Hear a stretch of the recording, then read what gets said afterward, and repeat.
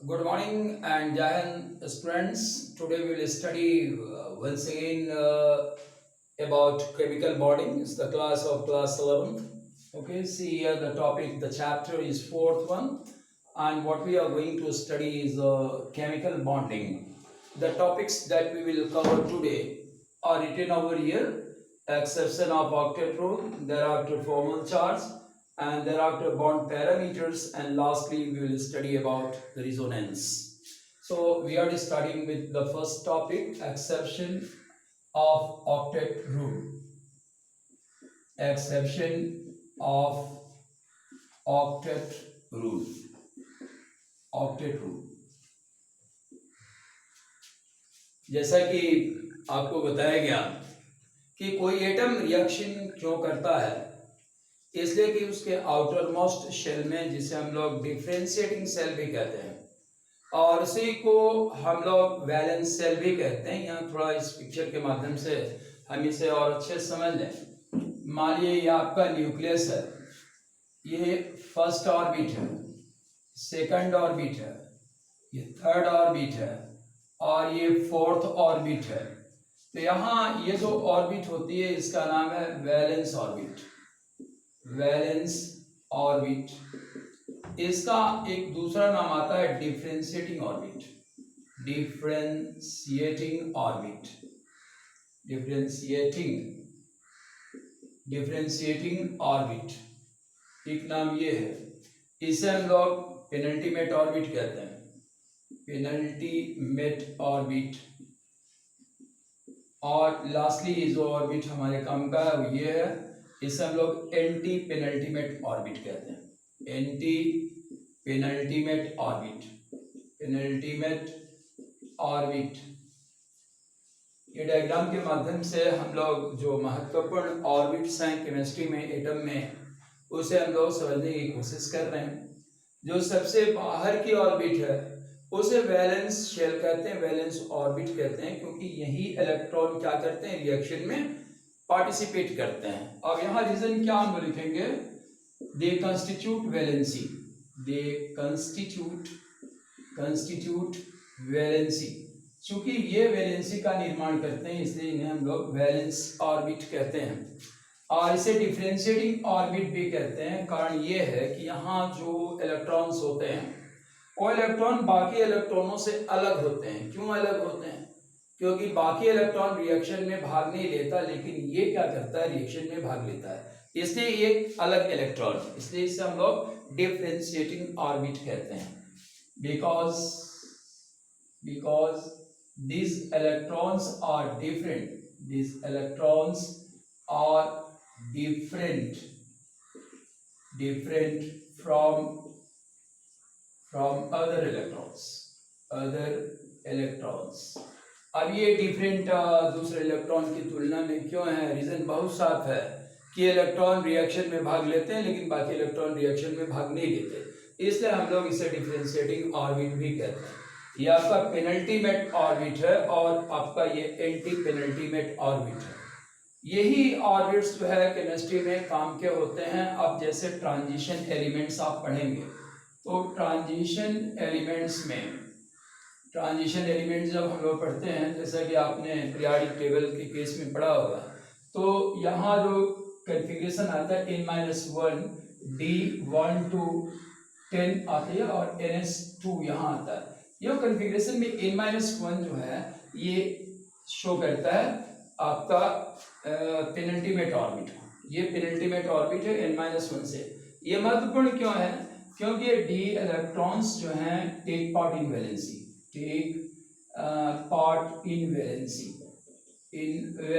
ये वैलेंसी में पार्टिसिपेट करते हैं। इसलिए ट्रांजिशन एलिमेंट्स के केस में इस ऑर्बिट का अपना महत्व आ जाता है और इसलिए हम इस ऑर्बिट के नाम को जानते हैं। इसका नाम है पेनल्टीमेट ऑर्बिट। अब ये ऑर्बिट क्यों महत्वपूर्ण है? इसलिए कि जब हम लोग F block inner transition elements के बाद का जब जनरल इलेक्ट्रॉनिक कन्फिग्रेशन देंगे, इनर ट्रांजिशन एलिमेंट्स, जब हम इनका जनरल इलेक्ट्रॉनिक कन्फिग्रेशन लिखते हैं तो आपको मालूम है ये कन्फिग्रेशन कैसे लिखा जाता है, n-2 F1214 और यहाँ आपका आता है ns2। ये जनरल कन्फिग्रेशन है। तो ये महत्वपूर्ण ऑर्बिट हो जाती है इनर ट्रांजिशन एलिमेंट्स के लिए, और इसलिए इस टर्म को हमको जानना होता है कि इस ऑर्बिट को क्या कहते हैं। तो ऑर्बिट हमारे लिए एटम में 3 ही ऑर्बिट महत्वपूर्ण है जिसे हमें जानना है। और पहली ऑर्बिट है वैलेंशियल, दूसरी है पेनल्टीमेट ऑर्बिट या पेनल्टीमेट इलेक्ट्रॉन्स, जो डी एलिमेंट्स के केस में हम लोग इसको पढ़ते हैं, और एक इलेक्ट्रॉन के केस में हम लोग एंटी पेनल्टीमेट ऑर्बिट को कहते हैं, जैसा कि वो पढ़ते हैं। जैसा यहाँ आपको n-2 इसका जनरल इलेक्ट्रॉनिक कन्फिग्रेशन दिया हुआ है। इसके अलावा एटम में जितने भी ऑर्बिट्स होते हैं इसके अलावा वो सबके सब महत्वहीन है, उनका कोई इंपॉर्टेंस नहीं है, इसलिए उसका कोई विशेष नाम भी नहीं दिया गया है। अब इसके आगे हम लोग एक्सेप्शन ऑफ ऑक्टेट लॉ को पढ़ते हैं कि इसका जो नियम है ऑक्टेट का वो कहाँ पालन नहीं हुआ, इसके एक्सेप्शंस क्या हैं। तो एक्सेप्शन ये है कि हम ये जानते थे कि ऑक्टेट लॉ क्या कहता है कि रिएक्शन इसलिए होता है कि एलिमेंट के बाह्यतम कक्षा में उसके वैलेंस शेल में 8 इलेक्ट्रॉन्स नहीं होते, उससे कम इलेक्ट्रॉन्स होते हैं, और इससे एटम रिएक्शन करता है। तो इस कंडीशन में रिएक्शन होने के बाद में वैलेंस इलेक्ट्रॉन की संख्या क्या होनी चाहिए, 8 होनी चाहिए। लेकिन बहुत सारे ऐसे भी मॉलिक्यूल हमें मालूम है जिसमें 8 इलेक्ट्रॉन्स नहीं हैं, लेकिन वो मॉलिक्यूल एग्जिस्ट करता है। तो ये एक्सेप्शन है। पहला हम लोग एक्सेप्शन लेते हैं इस केस में, वेरी फर्स्ट H2। ये H2 मॉलिक्यूल का जब निर्माण होता है, आप जानते हैं, इसके बारे में पढ़ा है आपको। हाइड्रोजन के पास 1 इलेक्ट्रॉन है, दूसरे हाइड्रोजन के पास 1 इलेक्ट्रॉन है। जब ये आपस में शेयरिंग करेंगे तो इनको स्ट्रक्चर किसका चाहिए, हीलियम का स्ट्रक्चर चाहिए, क्योंकि हीलियम इनर्ट है। इस स्ट्रक्चर को पाने के लिए 1-1 इलेक्ट्रॉन की ये शेयरिंग करते हैं। तो यहाँ मॉलिक्यूल जो H2 बना हुआ है इसमें 8 इलेक्ट्रॉन नहीं है, it does not have 8 electron, it does not have 8 electron, 8 electrons, इसके पास 8 इलेक्ट्रॉन नहीं है, लेकिन ये मॉलिक्यूल क्या है, एग्जिस्ट करता है। इसी रूप में हम लोग सेकेंड मॉलिक्यूल को उठाते हैं BeCl2, बेरिलियम क्लोराइड। अब ये बेरिलियम क्लोराइड जो होता है, आप जानते हैं बेरिलियम के पास कितना इलेक्ट्रॉन, 1 है। यहाँ बेरिलियम के पास 1 है, क्लोरीन के पास 7 इलेक्ट्रॉन्स हैं। तो 7 इलेक्ट्रॉन्स क्लोरीन के पास हम देख रहे हैं 2, 4, 6 एंड 7 यहाँ हो गया। इसी तरीके से क्लोरीन का यहाँ भी कितना इलेक्ट्रॉन होगा, तो 7 इलेक्ट्रॉन इसके पास भी हो गया। फिर हम यहाँ से इसकी जब सर्कलिंग करते हैं कि कितना इलेक्ट्रॉन क्लोरीन के पास पहुंच रहा है, तो क्लोरीन के पास तो 8 इलेक्ट्रॉन हो जा रहा है, लेकिन बेरिलियम के पास इलेक्ट्रॉन कितना हो रहा है, बेरिलियम के पास इलेक्ट्रॉन आपका सिर्फ और सिर्फ 4 हो रहा है। तो ये 4 इलेक्ट्रॉन के साथ मॉलिक्यूल है, with 4 electrons this molecule exist. अब ये इतने कम इलेक्ट्रॉन के साथ भी ये आपकी मॉलिक्यूल एग्जिस्ट करती है, और इसका एग्जिस्ट करना ऑक्टेट लॉ के खिलाफ है। अब हम लोग तीसरा मॉलिक्यूल देखते हैं जो हमारा AlCl3 है। एल्युमिनियम यहाँ सेंट्रल एटम है। एल्युमिनियम के पास कितने इलेक्ट्रॉन है, 3 इलेक्ट्रॉन है, आप जानते हैं। और जब ये क्लोरीन के साथ अपनी शेयरिंग करेगा तो क्लोरीन के पास ऑलरेडी 7 इलेक्ट्रॉन्स होते हैं, जैसा कि हम यहाँ आपको दिखा रहे हैं, 2 to 4 to 6 and 1 7। फिर यहाँ हम क्लोरीन लगाते हैं, यहाँ भी इसके पास 7 इलेक्ट्रॉन, इसके पेरीफेरी में दिखाएंगे। फिर यहाँ जब ये बॉन्डिंग करेगा तो सबके सब कितना पूरा कर ले रहे हैं अपना, सबके सब अपना 8 इलेक्ट्रॉन्स की शर्त को पूरी कर रहे हैं। लेकिन बेरिलियम एल्युमिनियम के पास क्या हुआ, एल्युमिनियम के पास जो इलेक्ट्रॉन देख रहे हैं आप कितना है, 6 इलेक्ट्रॉन्स हैं। 6 इलेक्ट्रॉन के साथ भी ये मॉलिक्यूल क्या करता है, एग्जिस्ट करता है, जो ऑक्टेट लॉ के खिलाफ एक बात है। क्या हम लिखते हैं, सेक्सेट ऑफ इलेक्ट्रॉन्स। अब इसके पास सेक्सेट ऑफ इलेक्ट्रॉन्स है, 6 का इलेक्ट्रॉन है, लेकिन मॉलिक्यूल फिर भी एग्जिस्ट करता है। इसके अलावा और ऐसे भी मॉलिक्यूल्स हैं जो ओड इलेक्ट्रॉन होकर के भी एग्जिस्ट करते हैं। ओड इलेक्ट्रॉन के साथ मॉलिक्यूल के एग्जिस्ट होने का कोई सवाल नहीं उठता। जैसा कि आपको बताया गया कि अगर इलेक्ट्रॉन सिंगल होगा तो मैक्सवेल थ्योरी के अंतर्गत क्या करेगा, वो अपनी एनर्जी पैदा करेगा और हाई एनर्जी लेवल पर जाने रहेगा। तो ऐसे कंडीशन में मॉलिक्यूल के एग्जिस्ट करने का कोई वजह नहीं है। ऑक्टेट लॉ को हम लोग एक थोड़ी सी गहराई से देखें तो वहाँ जितने भी इलेक्ट्रॉन हैं सबके सब पेयर्ड अप कंडीशन में है, लेकिन ऐसा मॉलिक्यूल भी है जिसमें इलेक्ट्रॉन पेयर्ड अप नहीं है, उसके बावजूद भी मॉलिक्यूल एग्जिस्ट करता है। जैसे हम लोग NO को लेते हैं तो नाइट्रोजन में कितना इलेक्ट्रॉन होता है, नाइट्रोजन के पास जो इलेक्ट्रॉन है आपको मालूम है इसमें 5 इलेक्ट्रॉन्स होते हैं। ऑक्सीजन के पास कितना है, ऑक्सीजन के पास 6 इलेक्ट्रॉन्स है। तो यहाँ जो बॉन्डिंग हो रही है आप देख रहे हो, तो यहाँ 2 2 4 और ये कितना आ गया 2 and 2 4 और 4 4 8, ये अपना पूरा कर लिया। लेकिन यहाँ से हम लोग आ रहे हैं तो इस जगह पर कितना इलेक्ट्रॉन है, 7 इलेक्ट्रॉन्स आपको मिल रहा है। तो 7 इलेक्ट्रॉन्स ये क्या हो गया आपका ओड इलेक्ट्रॉन हो गया। ओड इलेक्ट्रॉन के बाद भी ये मॉलिक्यूल एग्जिस्ट करता है, जो कि लॉ ऑफ ऑक्टेट के खिलाफ है। यहाँ 7 इलेक्ट्रॉन के साथ मॉलिक्यूल कैसे, 7 इलेक्ट्रॉन यहाँ उपस्थित है, इस पर मॉलिक्यूल के एग्जिस्ट होने का कोई वजह नहीं है। एक तो ये लॉ ऑफ ऑक्टेट के खिलाफ है, दूसरा मैक्सवेल की थ्योरी के अंतर्गत ये मॉलिक्यूल लगातार अपनी एनर्जी को बढ़ाएगा, तो फिर इसके एग्जिस्ट करने की कोई वजह नहीं लगती है। और ऑक्टेट लॉ के खिलाफ ये मॉलिक्यूल्स जो है एग्जिस्ट करते हैं। अब हम लोग expanded form of octet law को देखते हैं। यहां expanded form of octet law, इसको पढ़ने का प्रयास करेंगे। Expanded form of octet law, octet rule आप कह सकते हैं इसे। ये बहुत ऐसा सत्य नहीं है जिसको पूरा का पूरा सत्य माना जाए, यूनिवर्सल बात नहीं है, इसलिए इसको हम रूल में रखेंगे। जब लॉ कहते हैं तो लॉ का मतलब हो गया कि यूनिवर्सल है, उसके बाहर कुछ नहीं जा सकता। तो यहाँ हम लोग expanded form of octet rule की बात करें कि ये रूल ये हमसे कहता है कि 8 से ज्यादा इलेक्ट्रॉन किसी भी कीमत पर किसी एटम के लास्ट ऑर्बिट में नहीं हो सकता, लेकिन इसके खिलाफ भी कई मॉलिक्यूल एग्जिस्ट करते हैं। जैसे आप पहला मॉलिक्यूल उठाएं PCl5, PCl5 को उठाते हैं तो हम लोग जानते हैं फास्फोरस में कितना इलेक्ट्रॉन है, फास्फोरस के पास 5 इलेक्ट्रॉन्स हैं, ये 1 2 3 4 5। अब यहाँ क्लोरीन अपनी शेयरिंग करेगा सभी जगहों पर, तो क्लोरीन जब शेयरिंग करेगा, क्लोरीन के इलेक्ट्रॉन की संख्या हमको मालूम है कितनी होती है, क्लोरीन के इलेक्ट्रॉन की संख्या 7 होती है, जो हम यहाँ शो कर रहे हैं इसके इलेक्ट्रॉन को 7। फिर यहाँ भी हम लोग इसी तरीके से हम सभी जगह पर इसके इलेक्ट्रॉन की 2 4 6 यहाँ 1 लगाते हैं 7, फिर यहाँ 1 लगाते हैं, ये कितना हो जाएगा 6 इलेक्ट्रॉन इधर रहेगा। तो इस कंडीशन में अगर आप मॉलिक्यूल को देखें तो ये सब अपने ऑक्टेट को कंप्लीट कर ले रहे हैं। यहाँ क्लोरीन मॉलिक्यूल अपने ऑक्टेट के साथ है, लेकिन परेशानी क्या है, परेशानी है सेंट्रल एटम को अगर आप देखें, सेंट्रल एटम हमारा फास्फोरस है, इसके इलेक्ट्रॉन की संख्या देखिए 2 4 6 8 और 10। यहाँ इलेक्ट्रॉन्स कितना हो गया 10 इलेक्ट्रॉन्स हैं।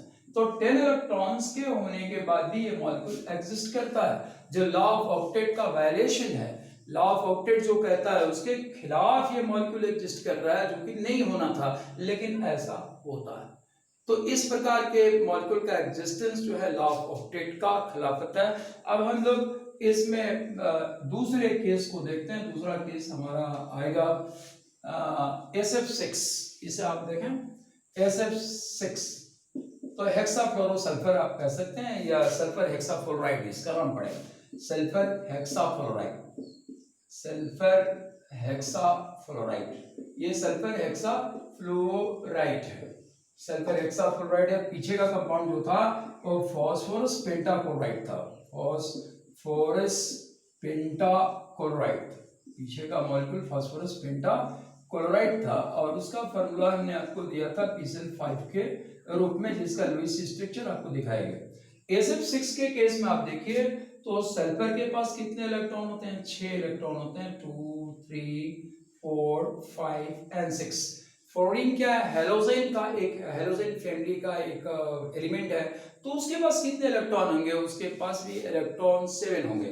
तो यहाँ अपना बॉन्डिंग वो करेगा 7 इलेक्ट्रॉन के साथ, 2 4 6 एंड 7। इसी फैशन पर फ्लोरीन यहाँ भी आएगा, यहाँ भी आएगा, इस जगह पर आएगा, सभी जगहों पर फ्लोरीन आएगा, 7 इलेक्ट्रॉन्स के साथ आएगा। और एक पे हम 6 इलेक्ट्रॉन लिख देते हैं, 6 इलेक्ट्रॉन्स, और यहाँ एक लगा देते हैं, 6 इलेक्ट्रॉन्स यहाँ है, 1 इलेक्ट्रॉन यहाँ है, 6 इलेक्ट्रॉन हम इसका इस साइड में शो कर रहे हैं, यहाँ करना है, इसलिए इतना ज्यादा इलेक्ट्रॉन बनाने में समय काफी लगेगा। फंडा वही है जो आपको पढ़ना है। तो फ्लोरीन यहाँ हम देख रहे हैं कितना हो गया, ये अपने 8 इलेक्ट्रॉन्स को पूरा कर ले रहा है। सभी जगहों पर फ्लोरीन के पास सिर्फ और सिर्फ 8 इलेक्ट्रॉन्स हैं। लेकिन अगर आप सल्फर के पेरिफेरी को देखें कि सल्फर के पास क्या इलेक्ट्रॉन आ रहा है, तो 2 4 6 8 10 और यहाँ कितना 12। तो ये मॉलिक्यूल जो है, the molecule exist with 12 electrons, the molecule exist with 12 electrons on sulfur। अब सल्फर के साथ ये मॉलिक्यूल आप देख रहे हैं कि 12 इलेक्ट्रॉन के साथ भी है। अब इस मॉलिक्यूल के होने की कोई वजह नहीं थी। अगर लॉ ऑफ ऑक्टेट सही होता तो इस तरह के मॉलिक्यूल एग्जिस्टेंस में नहीं आ सकते थे। अब आगे हम लोग एक्सपेंडेड फॉर्म में एक मॉलिक्यूल और लेते हैं, ये इंटर हैलोजन कंपाउंड्स को उठाते हैं। तो इंटर हैलोजन कंपाउंड में एक मॉलिक्यूल है जो इससे भी ज्यादा इलेक्ट्रॉनों के साथ एग्जिस्टेंस में है। जैसे हम लोग उठाते हैं एक मॉलिक्यूल IF7 हेप्टाफ्लोरोआयोडीन, ये या हम लोग कहें कि आयोडीन हेप्टाफ्लोराइड, इसका दूसरा नाम आप बना सकते हैं आयोडीन हेप्टाफ्लोराइड, फ्लूओराइड, ये एक मॉलिक्यूल है। अब इस मॉलिक्यूल को अगर हम दिखाना चाहें, पीछे ये I है, तो आयोडीन में कितने इलेक्ट्रॉन आप जान रहे हैं, 7 इलेक्ट्रॉन्स है इसका, 1 2 3 4 5 6 एंड 7। फ्लोरीन को आप इस जगह पर लगाएंगे तो फ्लोरीन के पास अगर यहाँ हम 6 इलेक्ट्रॉन शो करें, फिर यहाँ फ्लोरीन लिख के 6 इलेक्ट्रॉन नंबर से शो करते हैं, फ्लोरीन यहाँ भी 6 इलेक्ट्रॉन्स शो कर रहे हैं। तो इस तरीका से इलेक्ट्रॉन को हम लिख के अगर शो करते हैं, जो बच रहा है इलेक्ट्रॉन हमारे पास, फ्लोरीन यहाँ 6 इलेक्ट्रॉन्स है, यहाँ भी फ्लोरीन लगा रहे हैं 6 इलेक्ट्रॉन्स है। तो इसमें इलेक्ट्रॉन्स होते कितने, 7 इलेक्ट्रॉन्स होते हैं। एक इलेक्ट्रॉन ये बॉन्ड के लिए आगे बढ़ा देगा, तो एक इलेक्ट्रॉन सभी जगह पर बॉन्ड का हम बढ़ा देते हैं। तो बढ़ाने के बाद से ये क्या किया, ये अपना ऑक्टेट पूरा कर लिया। यहाँ तक बात सही है, इसमें कोई परेशानी नहीं है, अपना ऑक्टेट ही पूरा कर रहा है। लेकिन आगे जाकर के अगर आप सेंट्रल मेटल को देखें, जो आयोडीन है आपका, इसके पास कितने इलेक्ट्रॉन्स होते हैं आप जोड़ के देखेंगे तो इसके पास 14 इलेक्ट्रॉन्स होते हैं। तो ये मॉलिक्यूल क्या है, 14 इलेक्ट्रॉन्स के साथ एग्जिस्ट करता है। तो the molecule exist with 14 electrons, the molecule exists with 14 electrons on iodine, 14 electrons on iodine में 14 इलेक्ट्रॉन के साथ ये मॉलिक्यूल एग्जिस्ट करता है। इसे एग्जिस्ट नहीं करना चाहिए, क्योंकि लॉ ऑफ ऑक्टेट के अंतर्गत अगर बात होती तो आयोडीन के पास 8 से ज्यादा इलेक्ट्रॉन्स नहीं होना चाहिए था। तो इस प्रकार हम देख रहे हैं कि लॉ ऑफ ऑक्टेट जो है वो रूल ऑफ ऑक्टेट जो है पूर्णतः सही नहीं है। केमिस्ट्री में इसके आधार पर बात को पूरा का पूरा नहीं समझा जा सकता। अब ये बात, अब लॉ ऑफ ऑक्टेट, ये जो हमारा रूल ऑफ ऑक्टेट है, इस रूल ऑफ ऑक्टेट के डिमेरिट्स क्या है, इसको देखते हैं। डिमेरिट्स क्या है, क्यों ये रूल फेल होता हुआ दिखाई दे रहा है। तो सबसे पहली बात इसमें जो हम कह सकते हैं कि जिस आधार पर हमने मेटल्स को इनर्ट घोषित किया, helium, neon, argon, krypton, radon, xenon, जो जीरो फैमिली है, जिसको हम इनर्ट ग्रुप कहते हैं, इसके भी कई एलिमेंट रिएक्शन करते हैं। जैसे आप जेनॉन को देखिए, तो जेनॉन एक ऐसा एलिमेंट है जो इनर्ट होते हुए भी रिएक्शन करता है। और सबसे पहले इसका कंपाउंड बनाने वाला वैज्ञानिक था नील बर्थलेट। साइंटिस्ट का नाम याद रखिएगा, नील बर्थलेट ने सबसे पहले जेनॉन कंपाउंड्स का निर्माण किया। तो जब जेनॉन जो इनर्ट है वो भी रिएक्शन में डाला जा सकता है, तो लॉ ऑफ ऑक्टेट क्या है, वो टोटल गलत चीज है, उसको पूरा का पूरा सही नहीं माना जा सकता। उसमें पार्शियल ट्रूथ हो सकता है लेकिन पूरा सही नहीं है बात। सेकेंड, इसमें क्या है कि this gives no idea of structure of molecule, this gives no idea about the structure of molecule। ये मॉलिक्यूल के स्ट्रक्चर के बारे में कोई भी आइडिया नहीं देता कि मॉलिक्यूल टेट्राहेड्रल है, मॉलिक्यूल ऑक्टाहेड्रल है, लीनियर है, ट्राइगोनल है, क्या है, इसके बारे में लॉ ऑफ ऑक्टेट या रूल ऑफ ऑक्टेट का कोई ओपिनियन नहीं है। और इसलिए इस रूल को हम लोग इसके आगे की रूल तलाशी गई जिसमें सारी व्याख्याएं हमको मिले। तो फर्स्ट टॉपिक जो हमारा था ये जिसे हम लोग एक्सेप्शन ऑफ ऑक्टेट रूल जो था इसे हमने खत्म किया। अब हम लोग आगे टॉपिक नंबर 2 पर काम करते हैं। टॉपिक नंबर 2 यहाँ लिखा हुआ है 4th में, लेकिन हकीकत में इसके बाद यही पढ़ा जा सकता है, फॉर्मल चार्ज। तो फॉर्मल चार्ज का कॉन्सेप्ट क्या है? फॉर्मल चार्ज का कॉन्सेप्ट केमिस्ट्री में महत्वपूर्ण क्यों है?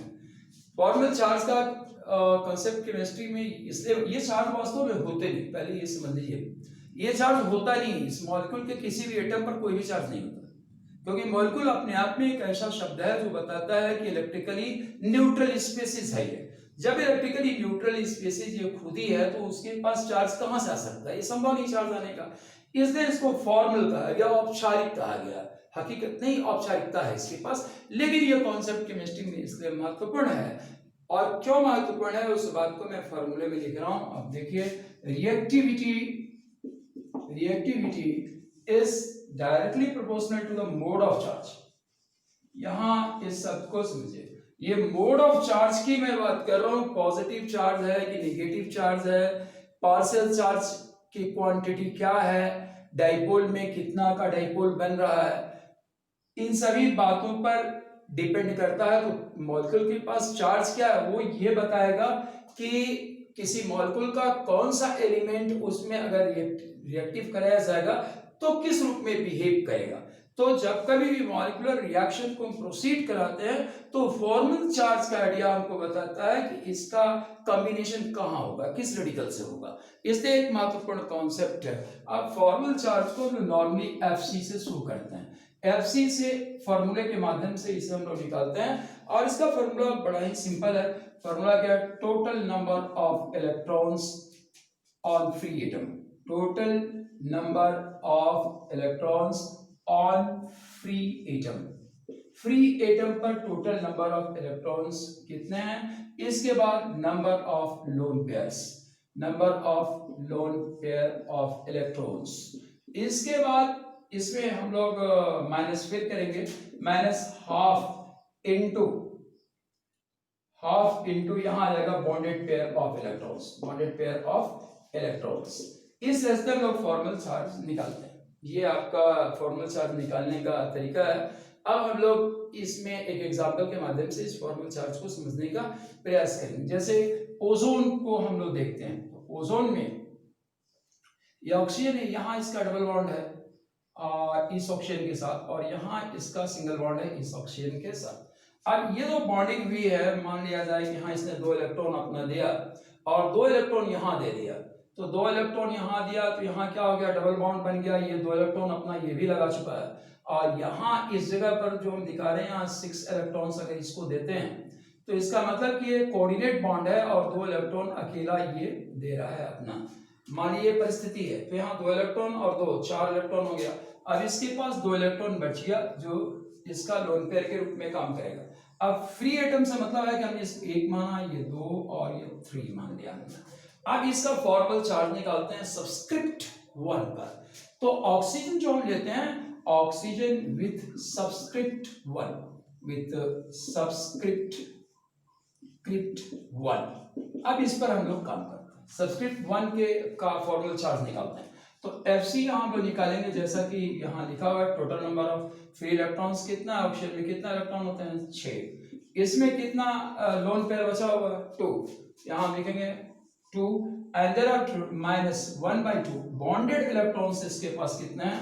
तो 4 यहाँ है और 2 यहाँ है, 6 हो गया। 4 बॉन्डेड इलेक्ट्रॉन्स यहाँ है, 2 और 2 4 हो गया, और यहाँ 2 अपना दिया तो 6 हो गया। यहाँ हम लोग 6 लिखते हैं। तो 6 लिखने के बाद आप इसको सॉल्व कीजिए तो क्या आएगा? 6 - 2, और यहाँ से कितना हो गया? 3 हो गया। तो -3 - 2 -3 हो गया। अल्टीमेटली ये वैल्यू आपकी आ गई 1। ये +1 का चार्ज इसके पास उपस्थित है। इस ऑक्सीजन पर +1 का चार्ज उपस्थित है। जैसा कि फॉर्मल चार्ज के कॉन्सेप्ट के अंतर्गत हमने कैलकुलेशन करके देखा, तो यहाँ पॉजिटिव चार्ज है। अब अगर हम लोग यहाँ के केस देखें तो यहाँ कितना हो गया? यहाँ आपको 4 इलेक्ट्रॉन है, 2 इलेक्ट्रॉन, ये अपना आगे की ओर बढ़ा है। तो सबस्क्रिप्ट 2 पर हम लोग काम करते हैं। यहाँ लिखते हैं oxygen with subscript 2, oxygen with subscript subscript 2।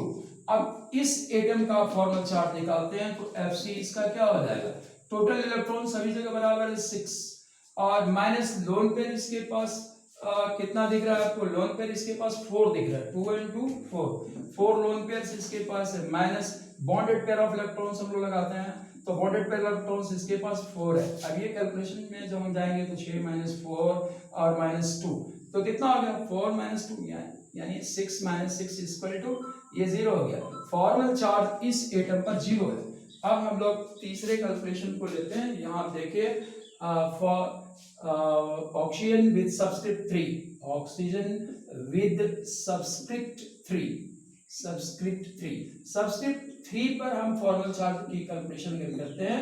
ये फॉर्मल चार्ज टोटल इलेक्ट्रॉन हो गया 6 और यहाँ माइनस लोन पेयर की अगर बात करें तो सारे के सारे लोन पेयर इसके पास हैं तो कितना अगर 2 2 4 and 6 इसके पास लोन पेयर है माइनस, अब वहां से लेते हैं 1/2 और 1/2 के साथ यहाँ क्या हमको मिलेगा, इस जगह पर हमको मिल जाएगा 2 इलेक्ट्रॉन्स तो अल्टीमेटली ये कितना हो गया, ये हो गया हमारा 6 और -7 यानी फॉर्मल चार्ज इस मॉलिक्यूल पर क्या है, इस एटम में क्या है, -1 है। तो फॉर्मल चार्ज के माध्यम से हम लोग देख रहे हैं कि फॉर्मल चार्ज का कॉन्सेप्ट एटम टू एटम बदलता रहता है। यहाँ चार्ज जो है +1 के रूप में आपको दिख रहा है, यहाँ देखिए +1 का चार्ज इस ऑक्सीजन पर और इस ऑक्सीजन पर चार्ज -1 का है और इस ऑक्सीजन पर चार्ज आपका 0 हो गया।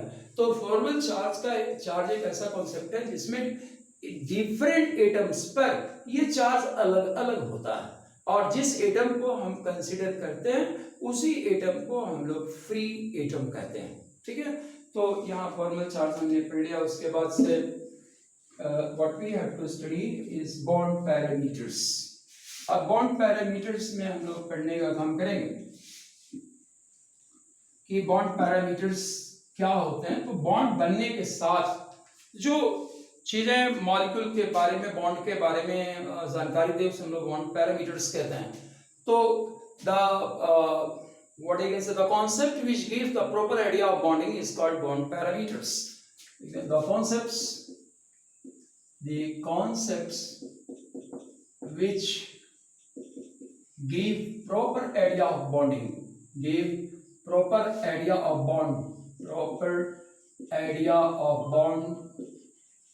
of bond is called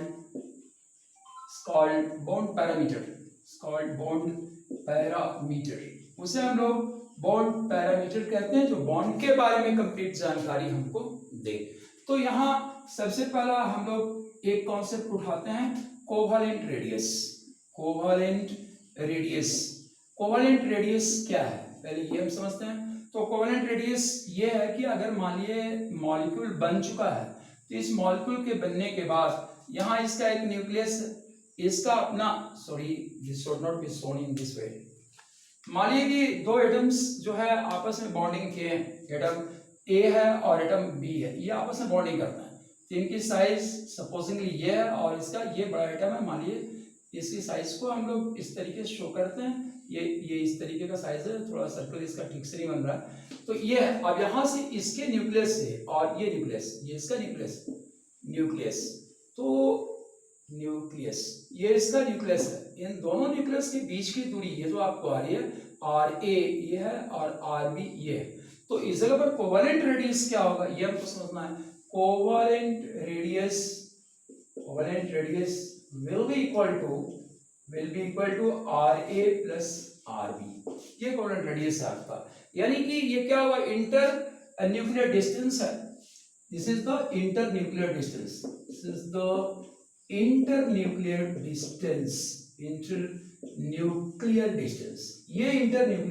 distance है जिसे हम लोग कोवैलेंट रेडियस कहते हैं।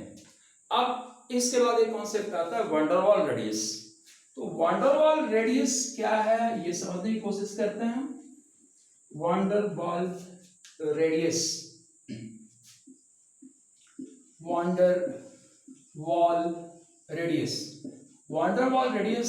ये वंडरवॉल फोर्स कब लगते हैं आपको बताया गया होगा कि वंडरवॉल फोर्स तभी लगते हैं जब मॉलिक्यूल्स एक दूसरे के काफी नजदीक आते हैं, ये भी फोर्सेस हैं। तो वंडरवॉल रेडियस का मतलब सीधा ये निकलता है कि एक एटम और दूसरे एटम, एक मॉलिक्यूल और दूसरे मॉलिक्यूल के बीच में ये काम करेगा। तो जैसे हमने यहाँ इस मॉलिक्यूल को लिया, यह हमारा एक मॉलिक्यूल है, इसके ठीक सट के एक मॉलिक्यूल हमने और उठा लिया इस तरीके से, ये दूसरा मॉलिक्यूल।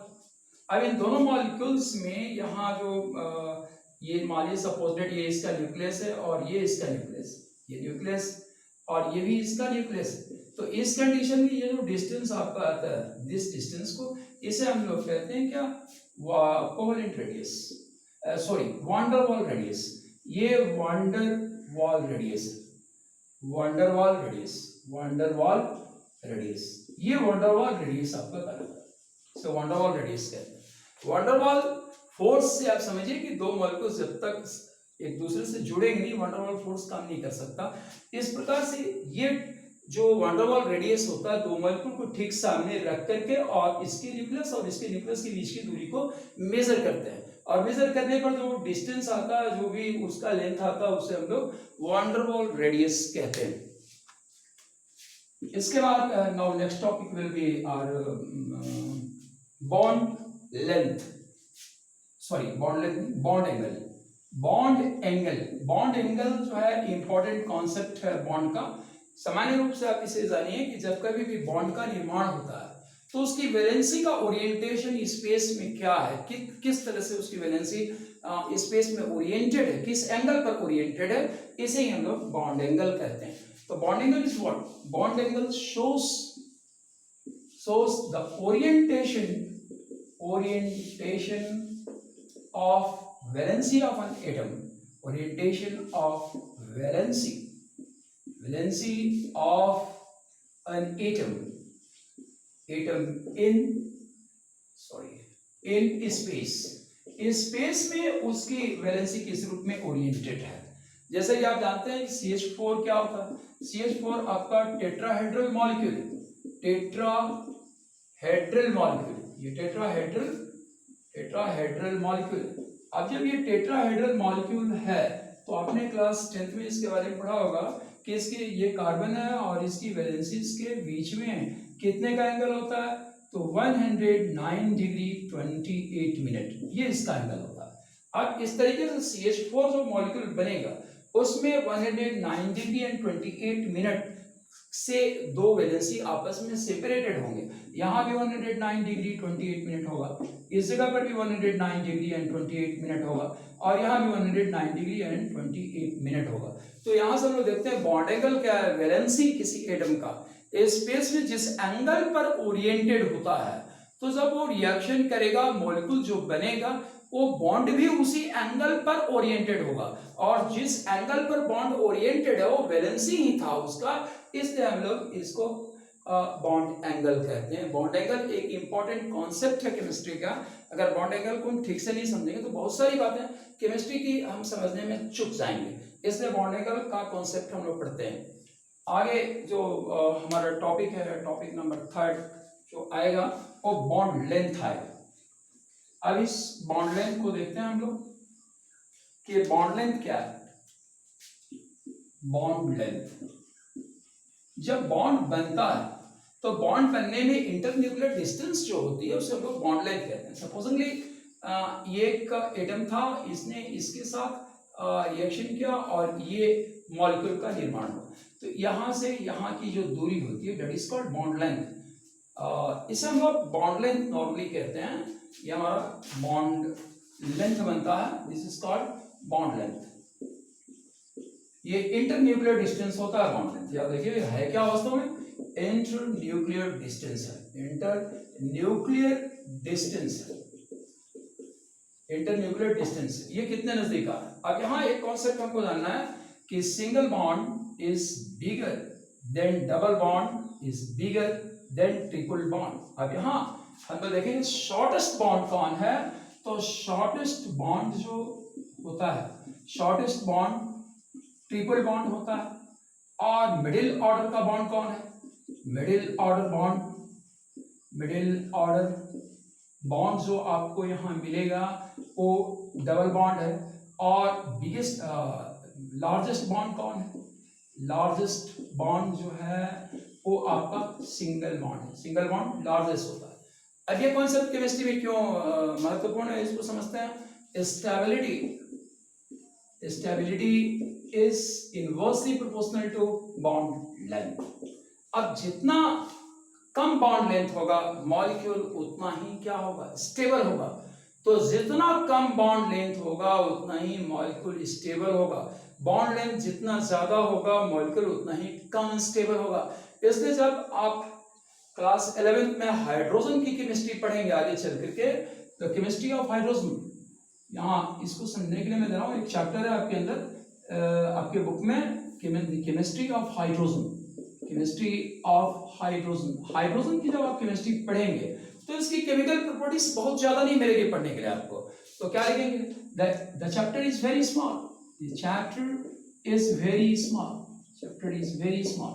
ये चैप्टर बहुत ही स्मॉल है, बहुत छोटा सिलेबस इसका क्यों बनता है, क्यों, क्योंकि S2 के बीच में क्या है, वेरी शॉर्ट बॉन्ड लेंथ है, वेरी शॉर्ट बॉन्ड लेंथ है, वेरी शॉर्ट बॉन्ड लेंथ है। इसका बॉन्ड लेंथ बहुत ही छोटा है, और बहुत छोटा बॉन्ड लेंथ होने के कारण क्या होगा, ये मॉलिक्यूल स्टेबल बहुत ज्यादा है। S2 is very stable, S2 is very stable, very stable.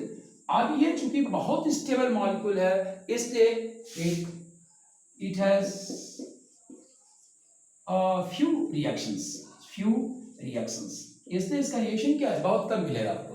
और कम मिलने की वजह से ये चैप्टर क्या है हमारी किताब में सबसे छोटा चैप्टर बनता है हाइड्रोजन का। तो बॉन्ड लेंथ का ये एक केमिकल पॉइंट है जो हमने समझा। इसके बाद अगला पॉइंट आता है बॉन्ड ऑर्डर। बॉन्ड ऑर्डर ये क्या है, तो बॉन्ड ऑर्डर ये बताता है कि कितने बॉन्ड बने हुए हैं। Bond order gives the idea of shared electrons in a bond, shared electrons in making a bond,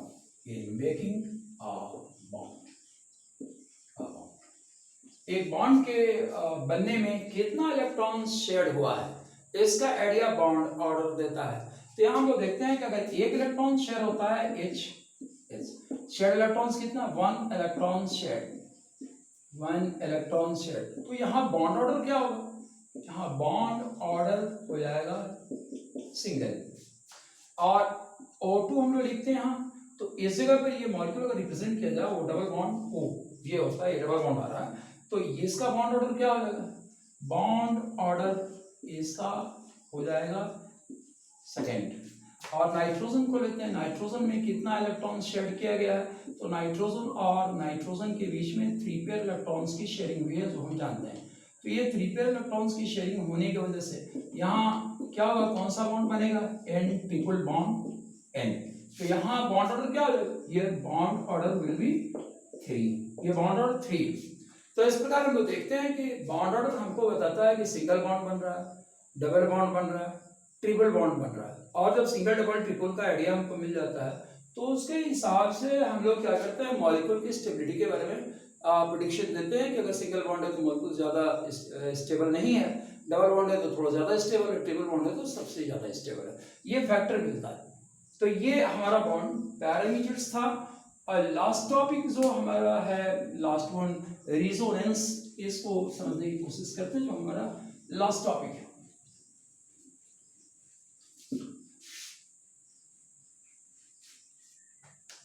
मेरी लास्ट टॉपिक हमारा रेजोनेंस। रेजोनेंस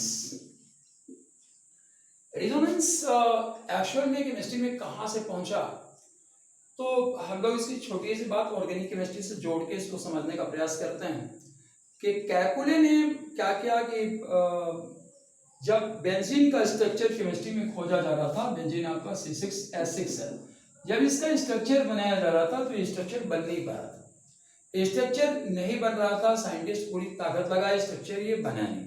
लास्ट में कैकुले ने सपने में इसका स्ट्रक्चर देखा, और इसलिए केमिस्ट्री में हम इसको कैकुलेस ड्रीम फार्मूला पढ़ते हैं, कैकुलेस ड्रीम फार्मूला। तो कैकुलेस ड्रीम फार्मूला क्या है, कैकुले ने ड्रीम में क्या देखा, सपने में क्या देखा, इसका फार्मूला तो C डबल बॉन्ड C और यहाँ सिंगल बॉन्ड C, फिर यहाँ डबल बॉन्ड C है, यहाँ सिंगल बॉन्ड C है, यहाँ डबल बॉन्ड C और इसी का C मिला हुआ है। ये स्ट्रक्चर जो है कैपुले ने अपने सपने में देखा था। तो अल्टरनेट पोजीशन पर डबल और सिंगल बॉन्ड्स लगे हुए हैं। तो आप जाने कार्बन की वैलेंसी 3 होती है, तो एक वैलेंसी हर जगह लिबरेट कर रही है जहां हाइड्रोजन अपने आप को सेट करेगा। और इस प्रकार से बेंजीन का जो फॉर्मूला है, स्ट्रक्चर है, वो पता चला ड्रीम फॉर्मूला के माध्यम से।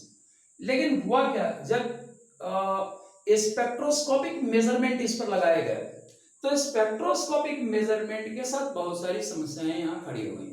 समस्या क्या है कि बॉन्ड ऑर्डर जब इसका बॉन्ड लेंथ मेजर किया गया, बॉन्ड लेंथ व्हेन मेजर्ड, जब इसका बॉन्ड लेंथ मेजर्ड किया गया तो क्या पाया गया और कि bond length is shorter than single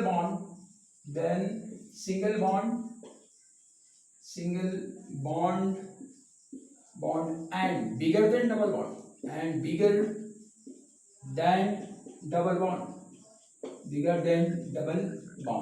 ये डबल बॉन्ड से बड़ा था लेकिन सिंगल बॉन्ड से छोटा था, ये वैल्यू।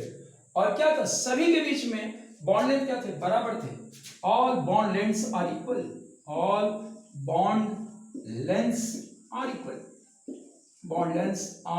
इक्वल, सभी बॉन्ड लेंथ इसके इक्वल थे। जब सभी बॉन्ड लेंथ इसके इक्वल हैं तो ये ड्रीम फार्मूला क्या है, फ्लॉप हो जाएगा। इसलिए कि सभी बॉन्ड लेंथ इक्वल है, तो या तो सिंगल और डबल जब होगा तो सिंगल को बड़ा दिखना चाहिए और डबल को छोटा दिखना चाहिए। लेकिन दिखा क्या, सभी बॉन्ड लेंथ बराबर दिखे और उसके साथ साथ सभी जगह पर ये जो वैल्यू मिल रही है वो सिंगल बॉन्ड से छोटी मिल रही है और डबल बॉन्ड से बड़ी मिल रही है। एक नया फिनोमेना केमिस्ट्री में आ गया। जब बॉन्ड डिसोसिएशन एंथैल्पी इनकी मेजर की गई, यहाँ बॉन्ड डिसोसिएशन एंथैल्पी जब इसको मेजर किया गया, तो बॉन्ड डिसोसिएशन एंथैल्पी जब इसकी मेजर की गई तो क्या पाया गया कि ये वैल्यू क्या है, ये वैल्यू जो है larger smaller than single bond, smaller than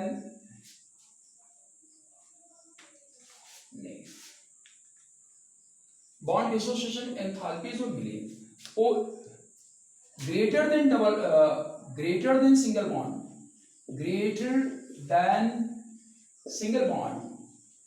and lesser than double bond. ये वैल्यू जो है सिंगल बॉन्ड से ज्यादा मिली लेकिन डबल बॉन्ड से कम मिली, और सभी जगहों पर बॉन्ड एंथैल्पी क्या थी, बराबर थी। क्या हम लिखते हैं, बॉन्ड एंथैल्पीज आर इक्वल,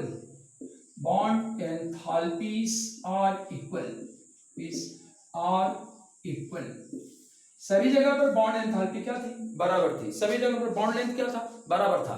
लेकिन स्ट्रक्चर जो दिखा रहा वो सिंगल एंड डबल को अल्टरनेट पोजीशन पर दिखा रहा। अब ये जो केमिस्ट्री में समस्या खड़ा हुआ कि आखिर इसमें क्या हो रहा है, ये घटना कैसे घट रही है। तो इसी के जवाब में, इसी को एक्सप्लेन करने के लिए जो थ्योरी सामने आई, उस थ्योरी का नाम था रिजोनेंस। ये रिजोनेंस था जो इसका जवाब देगा। ये रिजोनेंस जो है इस पूरी गड़बड़ी का, पूरे एनामोलस बिहेवियर का, एनामोलस ऑब्जर्वेशन का जवाब बनाएगा। तो रेजोनेंस क्या है, मैं सिर्फ इसको डिफाइन कर देता हूं। What is resonance?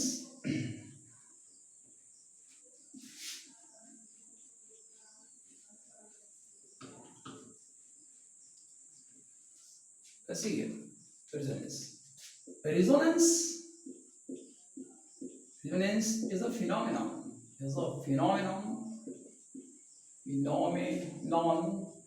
in which a single molecule is represented by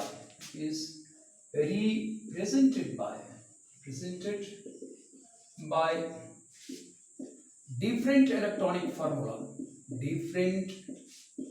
electronic formulae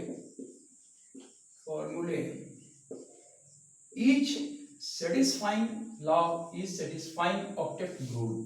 Each satisfying octet is satisfying octet rule. Octet rule.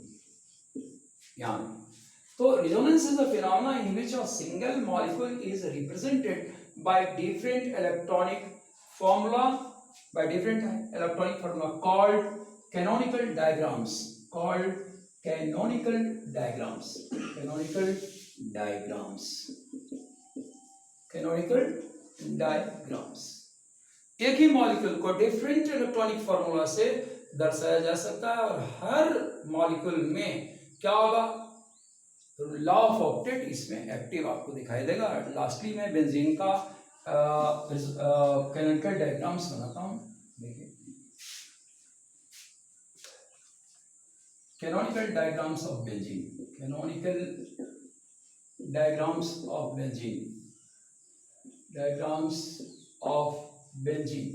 Benzene का कैनोनिकल डायग्राम्स हम लोग बनाते हैं। तो यहाँ बेंजीन का फॉर्मूला अगर हम शो करें, single and double alternate position पर है, ये बना। इसके बाद हम क्या करेंगे, सिंगल बॉन्ड को उसकी जगह से हटा देंगे। यहाँ से हट के यहाँ आ गया, यहाँ हो गया, फिर ये यहाँ हो गया, फिर यहाँ आ गया, एक डायग्राम ये बन गया। फिर हम लोग डबल बॉन्ड के कंडीशन को चेंज करेंगे। अब यहाँ से यहाँ अगर डबल बॉन्ड लगाते हैं तो यहाँ डबल और यहाँ डबल हो जाएगा, एक डायग्राम बन गया। फिर हम लोग अब डबल बॉन्ड का पोजीशन शिफ्ट करेंगे एक बार और, तो डबल बॉन्ड का पोजीशन अब इधर से शिफ्ट करते हैं, तो ये डबल बॉन्ड और ये डबल बॉन्ड बन गया। फिर हम लोग क्या करते हैं, डबल बॉन्ड के पोजीशन पे एक बार और शिफ्ट करते हैं। तो जब शिफ्ट करेंगे तो नया डायग्राम हमको मिल जाएगा यहाँ से और ये। तो इस प्रकार हम देख रहे हैं क्या कि बेंजीन का जो कैनोनिकल डायग्राम्स है वो कितना है, इसका 1 2 3 4 5, ये 5 कैनोनिकल डायग्राम्स बेंजीन के बनते हैं और ये इसके एनामोलस बिहेवियर का मूल कारण है। Thank you guys, thank you lot.